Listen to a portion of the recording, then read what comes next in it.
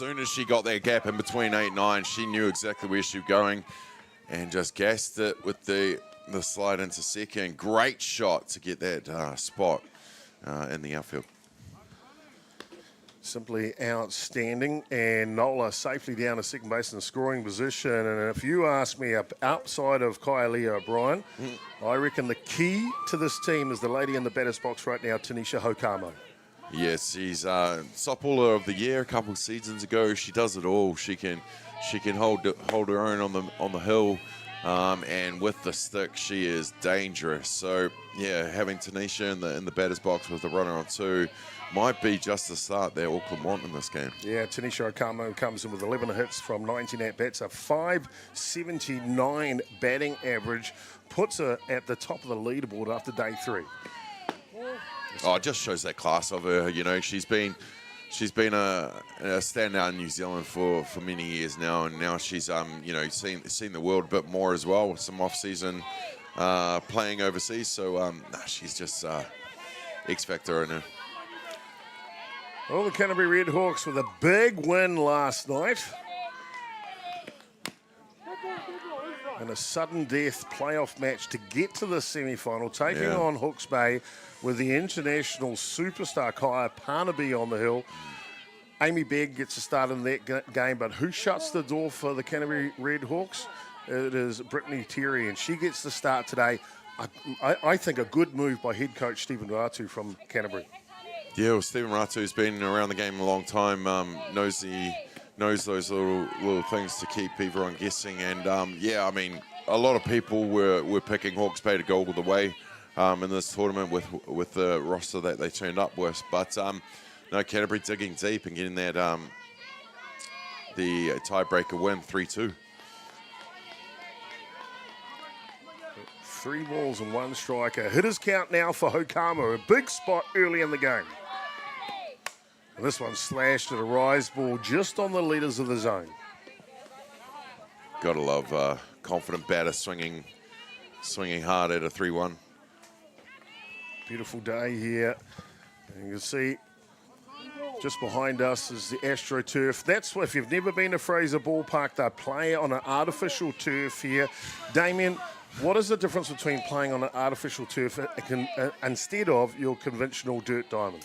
Well, washing's a bit easier for sure. If you're wearing the white pants, it might get a bit black. Hard hit ball from Hokianga, sorry Damien, and she will plate the first run of the semi-final here. This is why she's statistical leader of Auckland. Hokianga gets her done, 1-0 to Auckland. Just showing how dangerous Tanisha can be with a hard shot to right field.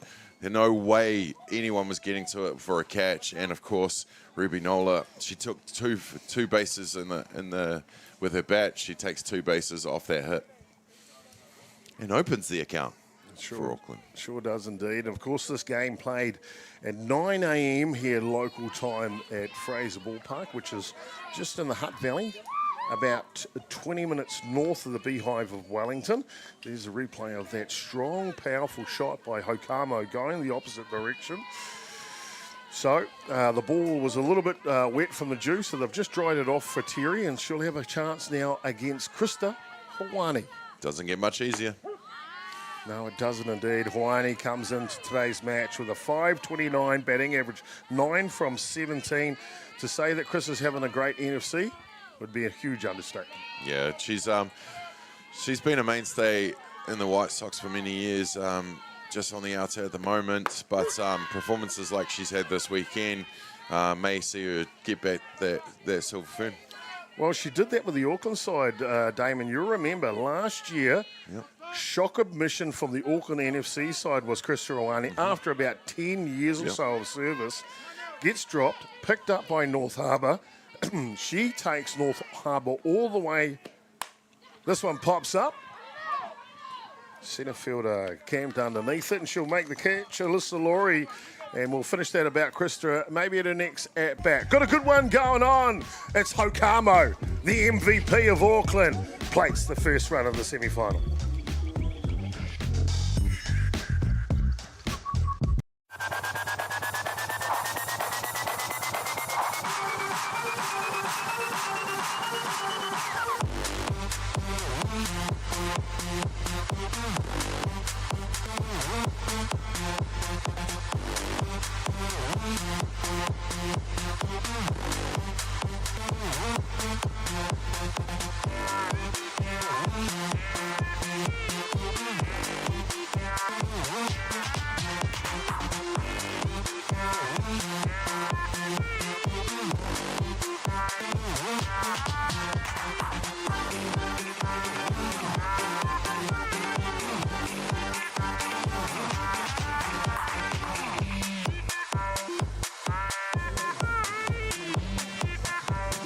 Fast pitch action here. Championship Sunday.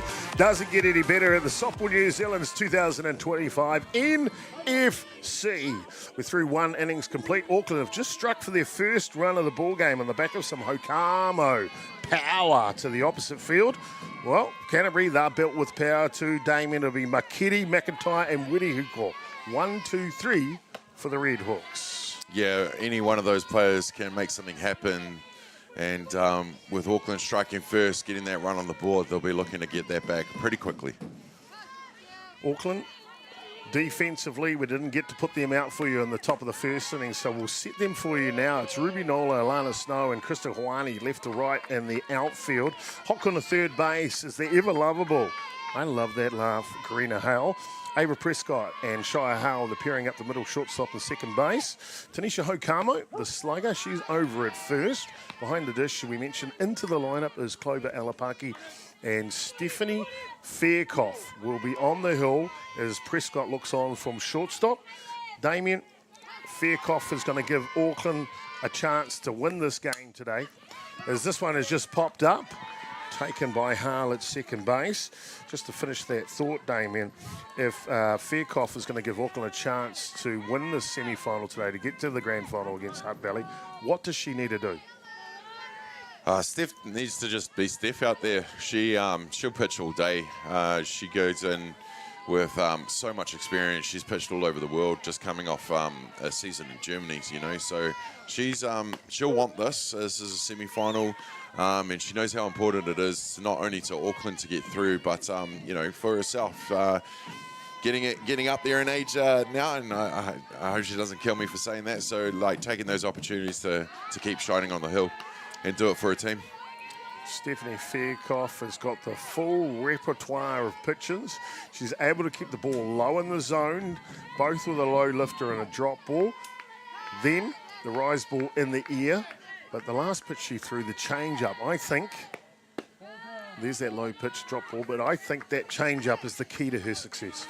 Oh, yeah, and yeah, she's got the full arsenal. But she actually pitched for Canterbury last season, so a lot of these players would have gone against her in the season that she had with PCU last year. Yeah, it should be interesting. And if memory serves me correctly, she was the winning pitcher for the Women's Club Nationals last year for Parklands Christchurch United. So she knows how to win, that's for sure. Foul back. Auckland do have some options up their sleeve if they require, as far as pitching options. And one of those, of course, is the White Sox pitcher, Lauren Parker.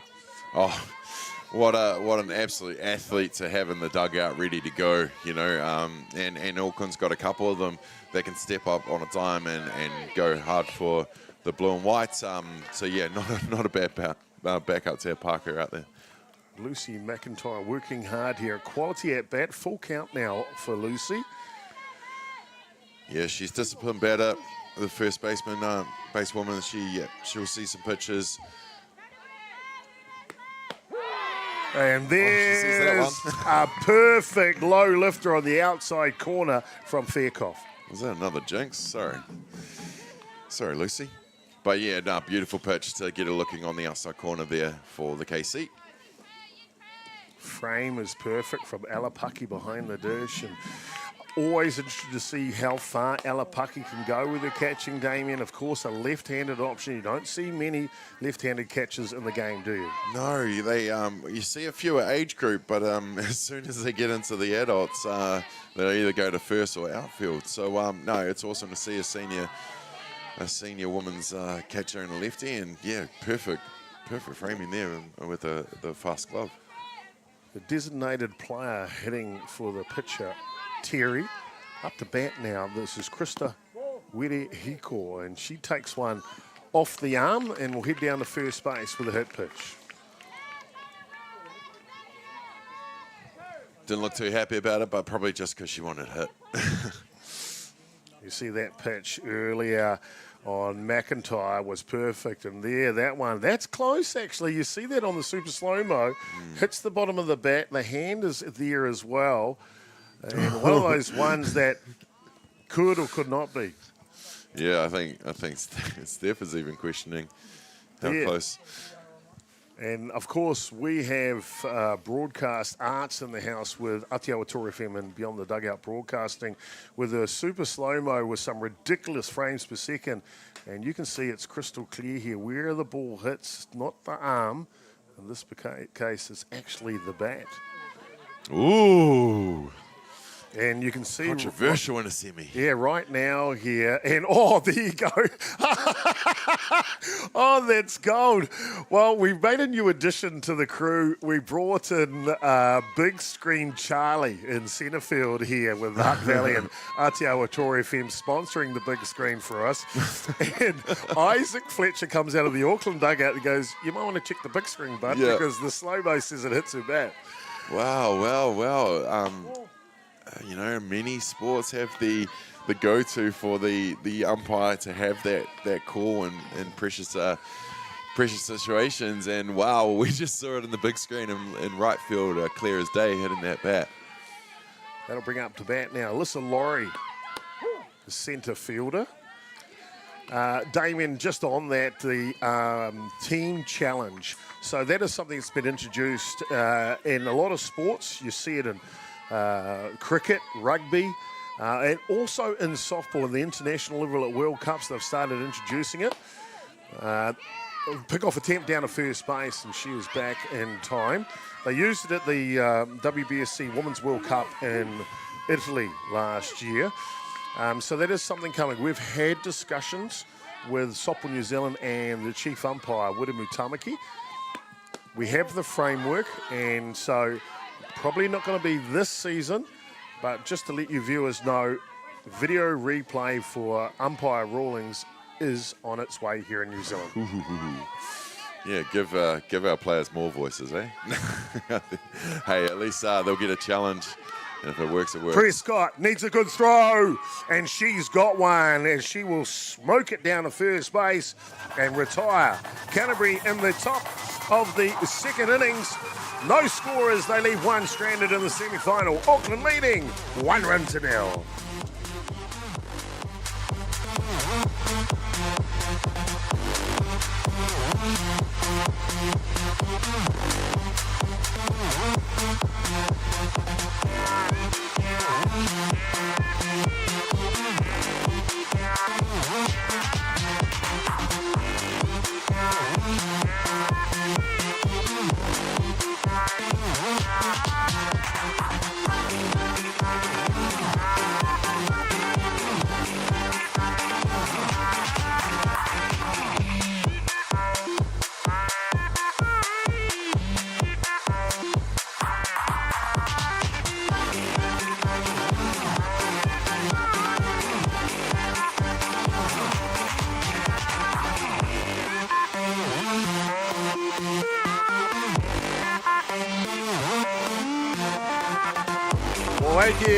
Wakey, young man, and great to have the director in the house, Matt Jordan, with us here this week, all the way down from Tamaki, Makaurau. Well, I should say Taraki Pai Whenua, North Harbour. This is Matt Jordan, and boy, oh boy, it's a pleasure to have him here, even though he takes the odd nap now and then. Well, if we know anything about NFC, ladies and gentlemen, it is a marathon, not a sprint. So when you can take the power naps, you take them. And didn't Matt take a photo of me while I slept in my car last night? Yeah, there's something about the pot, kettle, pink, black. Oh, at least I went to my car, not the director's chair. Fantastic. And welcome back into the semi-final action here, ladies and gentlemen. And it'll be the bright yellow batting helmet of Karina Hale that'll lead off here for Auckland. I don't know. There's something about blue and yellow just feels right.